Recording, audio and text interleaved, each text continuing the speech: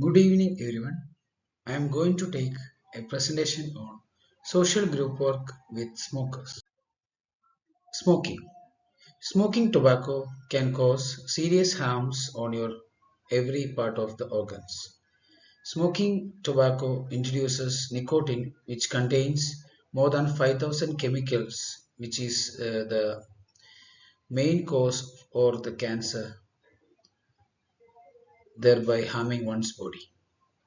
The damage caused by smoking can shorten one's lifespan. In a study, smokers tend to die more than 10 years earlier than people who don't smoke.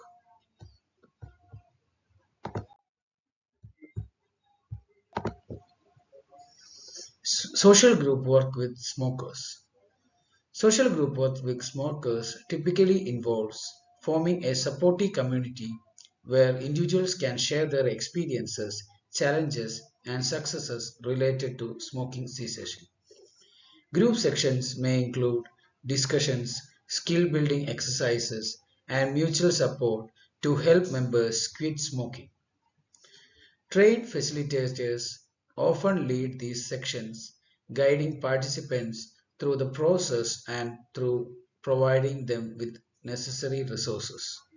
The group dynamic fosters a sense of shared goals and accountability, enhancing the likelihood of successful smoking cessation.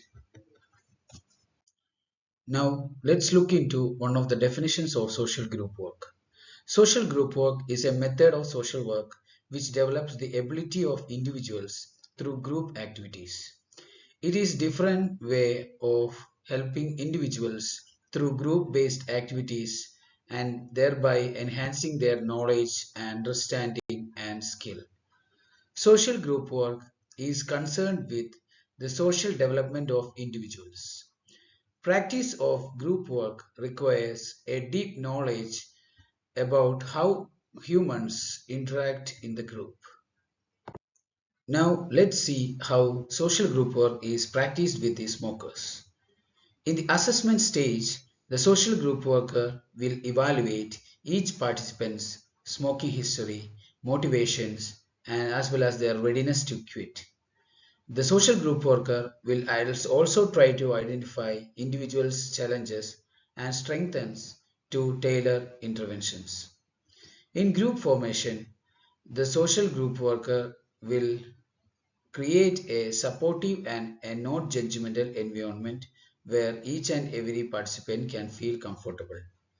The formation of groups will be based on common goals, preferences, and and stages of readiness to quit. In education stage, the social group worker will be able to share information regarding the serious health effects of smoking, thereby increasing their motive towards quitting and thereby managing their cravings. In the skill building stage, the social group worker will teach the participant regarding various coping skills and stress management techniques. Through this, the participant can manage situations that trigger them towards smoking. In the goal setting, the social group worker will help participants set realistic and achievable goals for quitting. The group worker will break down the quitting process into manageable steps so that each and every individual can do it. Through behavioral interventions, the social group worker will implement behavioral therapies such as cognitive behavioral techniques, this will help the social group worker to address underlying factors which contribute to one's smoking habits. In the monitoring and evaluation stage, the social group worker will be regularly assessing each and every participant's progress.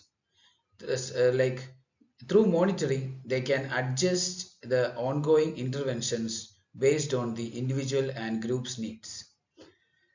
In the closure and follow-up stage, the group worker as well as the participant will celebrate successes, and the social group worker will also acknowledge each and every participant's efforts. The social group worker will also provide resources for ongoing support post groups therapy sections if the group insists. Now let's see the various challenges which are faced by a group worker while conducting group work with smokers. The first one is the group's resistance to change. Not every participant will be able to change. Some participants may be resistant to quitting or changing their smoking habits. Like second is diverse group dynamics. Managing diverse personality is a big threat for the social group worker, which can be challenging also. And third one is lack of engagement. Ensuring consistent participation and engagement from all the participants will be a difficult task for a social group worker. Coming to relapse, there can be a possibility of relapse even after the group work therapy has been a success. So, which is a big challenge for the social group worker. The sixth one is limited resources. Availability of resources, which can be financial or personal, that can seriously impact the program's effectiveness. External triggers is also a challenge for social group worker, as many participants will be having an environment in which they may be tempted towards sticking to that habit which they have once left. The last one is maintaining motivation. The participant will not be able to manage or maintain their motivation throughout their career. There will be some challenges which demotivates the candidates who have recently recovered. Coming to the principles which can be applicable during social group work. First one is principle of acceptance. The social group worker should accept each and every participant as he or she is. The second principle which can be applied is principle of individualization. As the word itself says that every individual is unique from that of every other individual.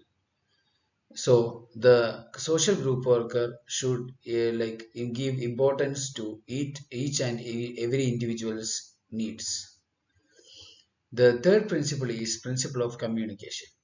In order in order for a program to be success, there should be an effective communication between the group leader and the group members. So the social group worker should ensure that the communication between him and the group members should be proper, so that the program can be a success. The fourth one is principle of determination. The social group worker should have that determination that he can be he will be able to change the group members' behavior. The group worker should believe in himself that he is capable of doing or changing the people's mindset towards smoking. Fifth principle is principle of confidentiality. The social group worker should maintain records so that it can help in the group work process, though he should not share that information to other external agencies without the client's consent. The sixth one is principle of non-judgmental attitudes. The social group worker should be facing people with different attitudes or different backgrounds. So the social group worker should never judge a person based on any of these. The last principle is principle of controlled emotional involvement. As the group worker will be facing issues with people who are attempting to smoking, because they will be having anger issues, and which can be depicted towards the social group worker. So the group worker should be able to control his emotions, even if the client loses himself towards the group worker. To conclude, social group work with smokers is about creating a supportive space where people can help each other quit smoking. By respecting each person's unique experiences, strengths, and cultural backgrounds, the goal is to empower individuals to make positive choices. Though challenges exist, like diverse group dynamics and varying levels of readiness to quit, a skilled facilitator can guide the group towards success. The key is to foster collaboration, uphold ethical standards, and ultimately create an environment that encourages everyone to take control of their journey towards quitting smoking. Thank you all.